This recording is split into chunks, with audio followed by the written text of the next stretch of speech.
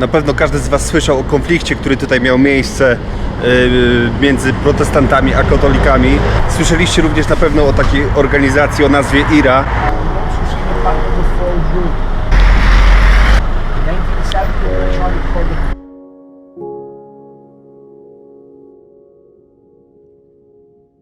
Zanim przyjechałem do Belfastu, szukałem kogoś, z kim mógłbym porozmawiać o zaszłych tutaj zdarzeniach. Nie było to jednak łatwe, gdyż rany pozostałe z tamtych lat wciąż jeszcze nie zagoiły się do końca.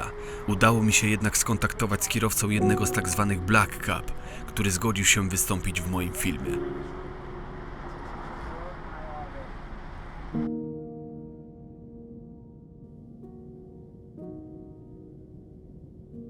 Cofnijmy się może do początków Iry, kiedy to cała Irlandia była zależna od Anglii.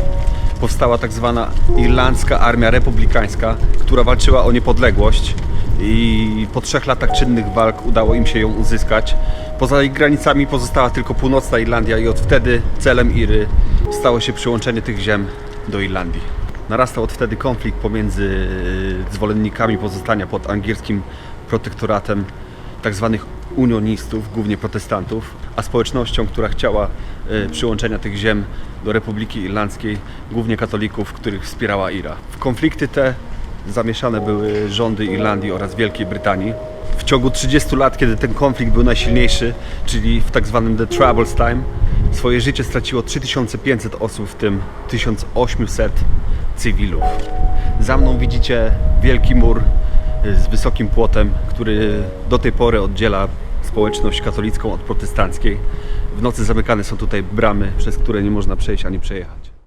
People were getting killed on both sides, bombing, shootings every day. Did not know what was around the next corner. People were terrified in both communities. People going to work. People never returned. Orders, people, teachers, police officers, civilians. Everyone was a target. There was no winners out of this. Everyone was a loser.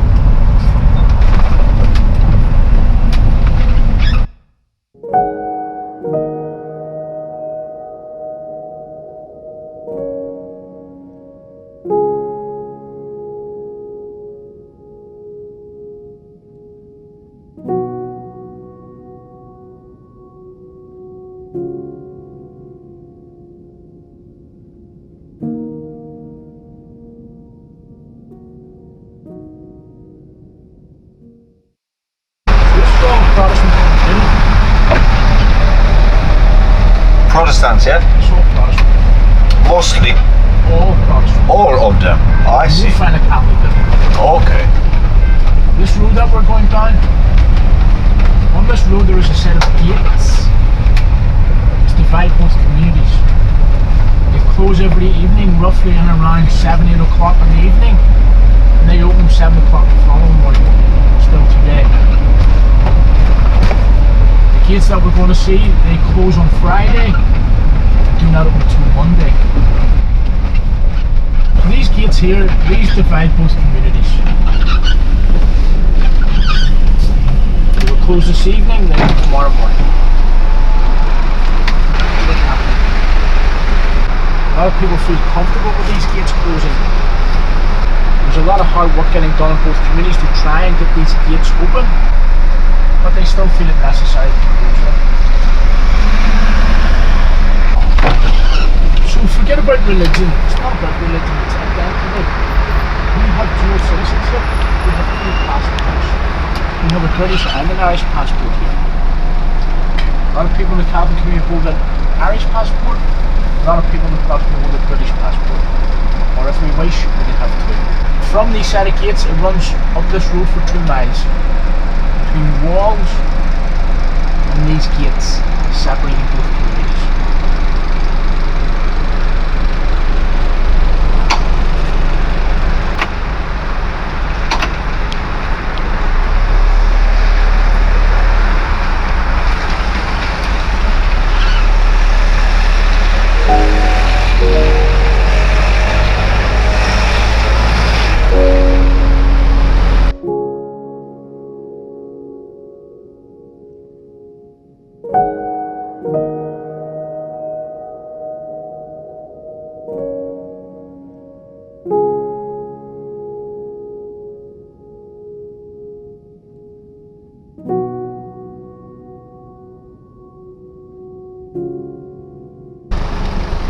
following you. Oh yes, the guns still are Trained on me. in our direction. Oh, that's really amazing. Yeah. You stand in the middle, you went and stand in the middle, the two guys directly point directly at you. This man is highly respected in this community. You see his name is dedicated to our fallen military commander, Stephen Tupman.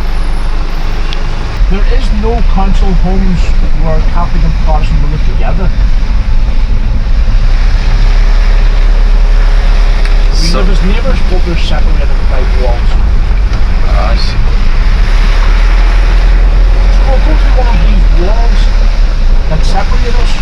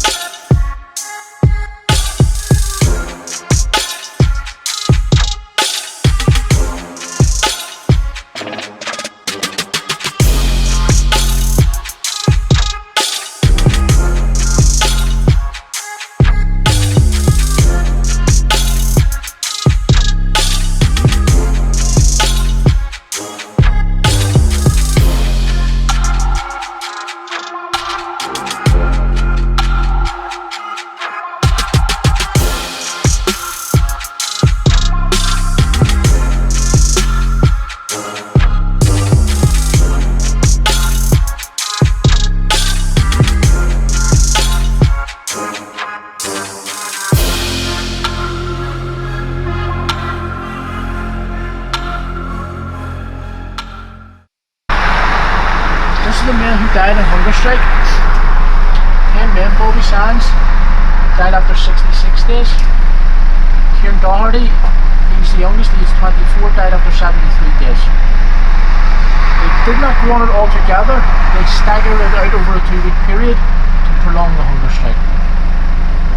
10 men died in hunger strike for political status.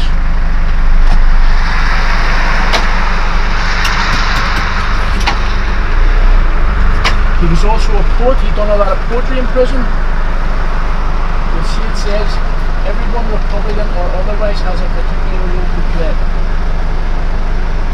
Beside poet it says Gael Goer. And Gael Goer is a fluent Irish speaker. He's also a revolutionary. He was an IRA volunteer.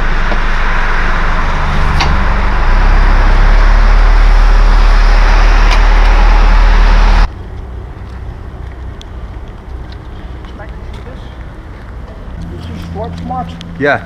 that's our favourite cocktail, a Molotov, a petrol bomb. All right. Yeah. It's taller than Palestine and Israel. Really? Yeah. Palestine and Israel is 40 feet, this is 50 feet.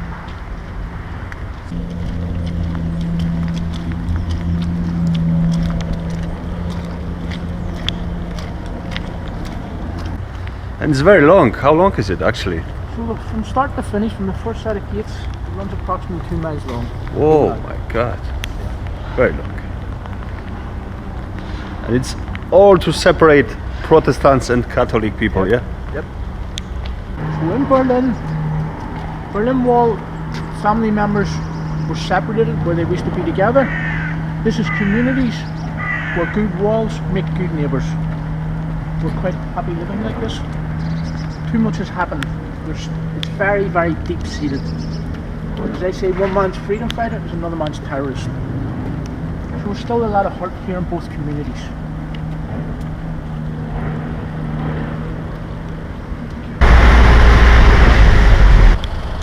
In 1969, this is where the troubles all started. People living here, Protestants come in and started burning homes.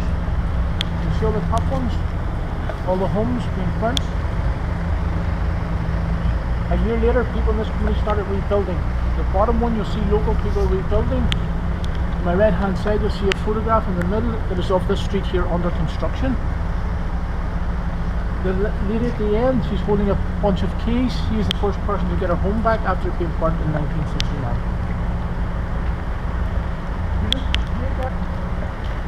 This is the way people still live today. Cages at the back of their homes.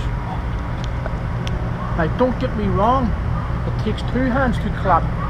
I could take you to another part of Belfast where Protestant homes will be caged up the same way. It happens in both communities. It's like being a prisoner in your own home.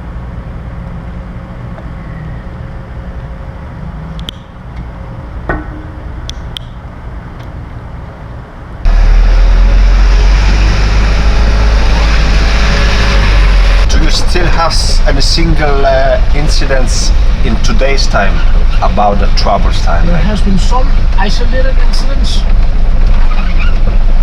where some people have been injured or shot dead or killed. Yep, there has been very little of it, but there has been some incidents.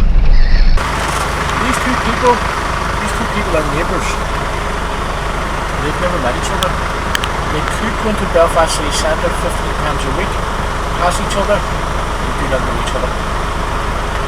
You will not see this in any other European city.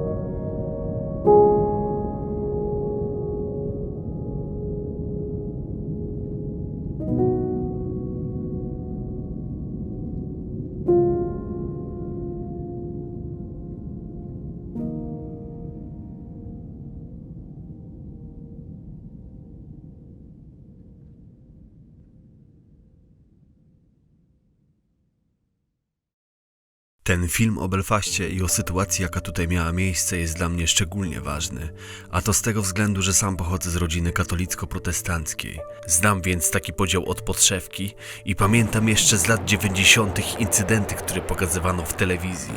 Było to dla mnie coś, co wydawało mi się, że w jakimś stopniu dotyczy również i mnie oraz mojej rodziny. Przyjeżdżając do tego miasta i trafiając na takie ulice jak Shankill czy Falls Road, widząc te wymowne murale oraz wysokie mury oddzielające mieszkających obok siebie sąsiadów, poczułem, jak krew mrozi mi się w żyłach. Trudno zrozumieć, jak społeczności, które wierzyły w tego samego Boga, chrześcijanie, mogły wyrządzać sobie tak ogromne krzywdy. Czy takiego stanu rzeczy życzyłby sobie Jezus Chrystus, postać, która tak bardzo promowała miłosierdzie? Przecież On wieścił o pokoju, dobru i przebaczeniu. Czy chciałby On, aby przez jakieś dogmaty i tradycje ginęły dzieci, niewinni ludzie umierali w męczarniach, paleni lub rozrywani na kawałki? Przyglądając się jednak temu i patrząc na to z szerszej perspektywy, gołym okiem widać, że chodzi tutaj o coś więcej, a religia jest dopiero na drugim planie. Wszystko zaczęło się już bowiem bardzo dawno, bo na początku XVII wieku, kiedy to władcy brytyjscy zaczęli namawiać swoich obywateli, głównie z Anglii i Szkocji, aby migrowali na ziemię obszaru Ulster, obiecując pracę i nowe, godne życie. Przyznawano tam ziemię i tytuły Brytyjczykom oraz irlandzkim władcom, którzy sprzyjali koronie. Król James I zauważył w tym szansę, aby cały ten trudny do opanowania rejon w końcu zanglizować. Mamy tu więc oprócz konfliktu religijnego konflikt rasowy, walkę o stracone ziemie, walkę o ziemię, na których żyje się od pokoleń, walkę o tradycję i sposób życia. I od wtedy właśnie narastały napięcia na tle religijnym, a podział ludności wciąż eskalował. Zaczęły wybuchać powstania i bunty, podczas których obie strony dopuszczały się okrutnych rzeczy i masakr. W roku 1998 podpisano tutaj tak zwane porozumienie wielkopiątkowe, zakładające, że Północna Irlandia pozostanie częścią Wielkiej Brytanii. Ale w przyszłości będą odbywać się referenda,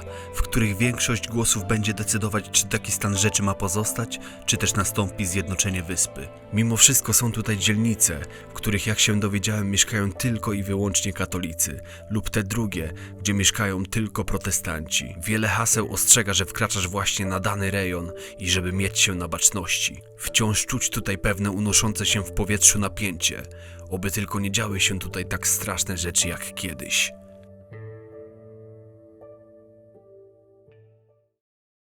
Now, it's one of the safest cities in Europe.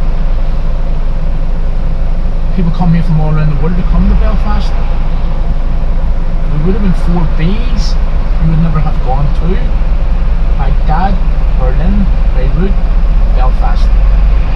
As I say, it's one of the safest cities in Europe now. That's good. So they made this quote to show that we are up for change and hopefully this is the future.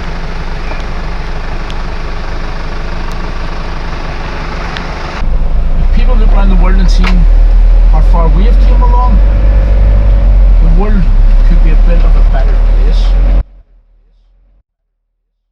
Gotowo nie zamulamy, nadajemy to, mamy to, znamy to, fazę, tak to wygląda. Właśnie tak to wygląda, tak to wygląda. From Capture Belfast, we're the only cross-community company in Belfast. It is owned by both Protestant and Catholic drivers. We do a non-biased tour. We get both sides of the conflict. And our logo is this here. If you have any interest in taking a tour, do not hesitate to get in contact.